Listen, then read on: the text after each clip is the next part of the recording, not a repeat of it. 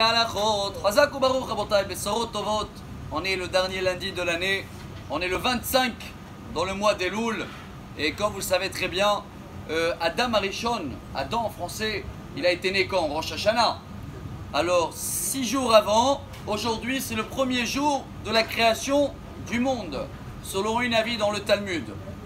Chers amis, c'est quoi la lecture d'aujourd'hui? Le Ben Ishraï, Rabbi Yosef Chaim de Bagdad, et le Hida, Rabbi Yosef Chaim David Azoulay, ils amènent ça comme une bonne ségoula à faire, de lire juste le début de la création du premier jour. Bereshit bara Elokim et Hashamayim et Haaretz, c'est quelques paragraphes jusqu'à Vaye'er et Vayibok et Yom Echad. Chers amis, un grand message aujourd'hui que je pense on doit l'apprendre et l'appliquer avant Rosh Hashanah. Qu'est-ce que Dieu il a créé en premier? Bereshit bara Elokim et Hashamayim et Haaretz. Je traduis en français. Dieu il a créé d'abord le spirituel et après Haaretz le matériel. Le problème que nous on fait l'inverse.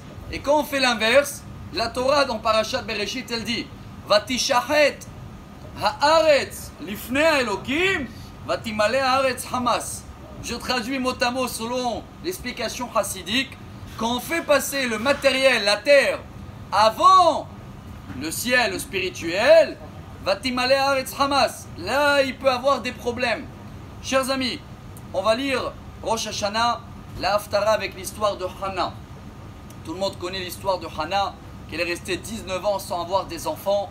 Elle est rentrée et Eli, le Kohen Gadol qui était prophète, il croyait, Vayarcheve à Eli les Shikora, saoul.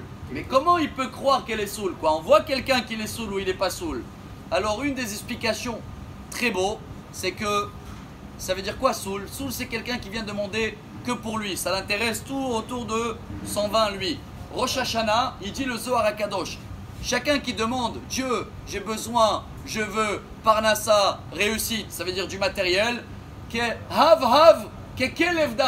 c'est comme un chien qui aboie, donne-moi, donne-moi. Rosh Hashanah, qu'est-ce qu'on fait? Yom HaZikaron, on va nommer Dieu qu'il est roi. Quoi? Pendant la cérémonie, quand on va nommer un roi, on va s'attraper pour des petits détails. Mais la révolution, chers amis, et je trouve ça très beau, au nom de un des rabbis de Lubavitch, c'est que quand on demande à Dieu du matériel pour servir le spirituel, Dieu, j'ai besoin de la parnassa pour être tranquille, j'ai besoin de Shalom Bayit, j'ai besoin d'une bonne éducation des enfants, j'ai besoin d'une voiture pour aller à la synagogue. Je détaille. Si on demande le matériel pour le spirituel, et bien dans ce cas-là, on a bien vécu la création du monde et ça s'appelle quand même de faire passer le ciel, le spirituel avant le matériel. C'est pour ça que Eli il croyait que Hannah, ça veut dire quoi Soul? Elle est venue demander que pour elle un enfant. Mais Hannah elle a dit, moi je demande un enfant pour qu'il va servir Dieu. Elle en a arasé palalti. Et c'est vrai, Shmuel, jusqu'à 52 ans, il était toujours au service de Dieu. Et Bezrat Hashem, que nous aussi on va pouvoir élever le matériel pour le spirituel et comme ça on va avoir une année royale. Bonne santé, bonne journée, des bonnes nouvelles.